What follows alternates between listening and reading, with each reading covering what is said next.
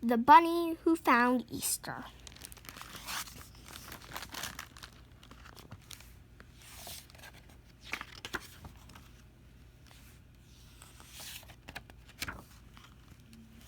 One day, a little bunny woke up from a long nap alone under a tall elm tree. He heard the silence of the woods around him and wanted other rabbits like himself for company. "Can you tell me where I will find other rabbits?" he asked a sleepy old owl in the elm tree. "Other rabbits?" said the owl. "Why, there are always rabbits at Easter." "Where is Easter?" asked the little bunny eagerly. But the old owl had dozed off to sleep again in the bright sun. It must be some place to the east, thought the bunny, and he set off searching.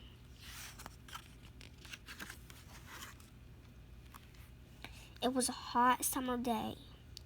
The leaves in the trees stood as still as a painting against the blue sky.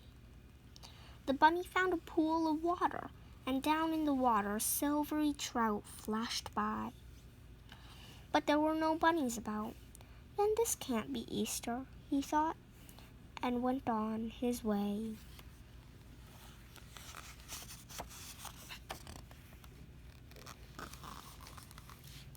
He came to a field full of daisies. There was a hot summer daisy smell over the field, and the bunny's nose twinkled. A big, slow bumblebee hummed by. But in all that whiteness of daisies, there was no whiteness of bunnies like himself. "This isn't Easter," the bunny said, and he went on.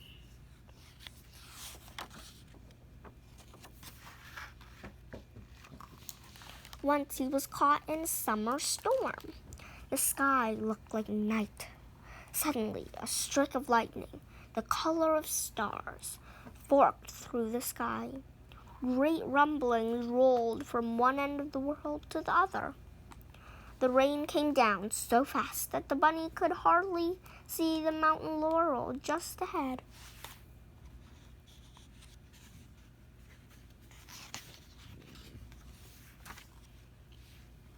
Slowly, the rumbling rolled by. Slowly, the sky brightened. Slowly, the rain stopped. He could see the mountain laurel with its wet, shining leaves, each flower cup filled with one sparkling drop of rain. But he couldn't see any other bunnies shaking the rain off their wet, white fur. "Not Easter," he said sadly, and hurried on his way.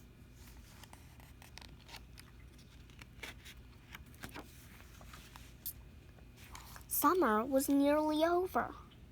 The leaves on the forest trees began to turn brown and gold and red.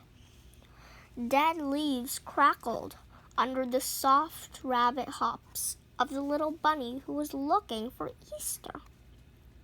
He stopped under a tree to rest, and a round, red, shiny apple fell down and startled him.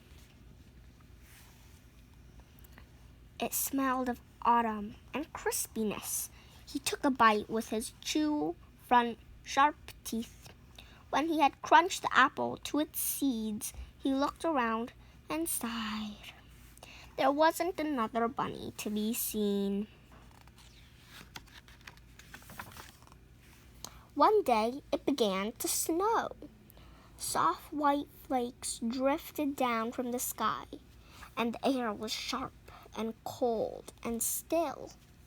When he hopped through the white drifts, he left little dark footprints in the snow, but no matter which way he hopped, his footprints never crossed other bunny footprints. The little bunny was alone in a world without rabbits.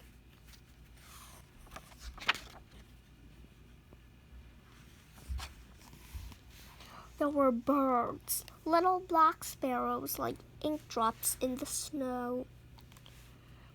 ground squirrels leaped about in the bare branches of the trees. Once he saw a whole family of deer slipping into the forest at dawn. But there wasn't another long-eared, pink-nosed, white furry rabbit like himself to be seen. This can't be Easter yet, he thought, and his loneliness grew inside of him. That night, the bunny curled up in a hollow tree to keep himself warm out of the wind and sharp air. When he woke up the next morning, there was something different. It smelled. He quivered his nose and smelled hard. It smelled of greenness and warm, soft sunlight. The little bunny felt sure he would come to Easter soon. In the forest, the black twigs had little tight curled green buds. The birds were singing high up in the trees as the bunny hopped around looking for Easter.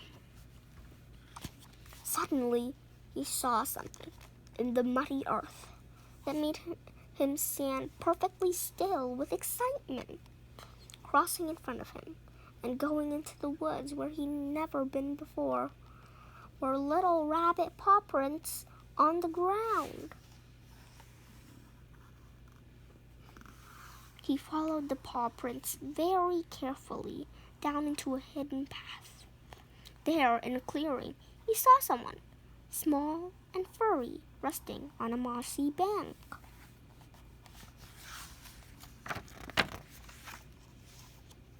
It was another bunny. She had brown fur. She had long ears like himself and eager, bright eyes like himself. The little bunny was so happy to find her, he completely forgot about Easter.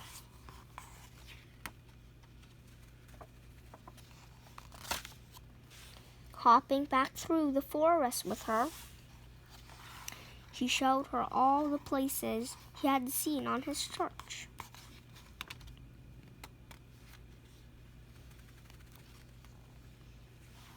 At last, they came to the tall elm tree where he had first awakened to find himself alone. But now his loneliness was gone. The two bunnies were very happy together. Soon they had a whole family of little rabbits, tiny, soft, sleepy things with long, sweet ears and small, wet noses. The bunny's heart throbbed with happiness at this wonderful, earth-smelling, sunlit, bunny-filled world. "Aha," said the old owl when he saw the bunny's family. "Didn't I tell you so? At Easter time, there are always rabbits." The bunny felt his little bunnies around him and the earth blooming beyond them, and he understood that at last Easter was not a place after all, but a time when everything lovely begins once again.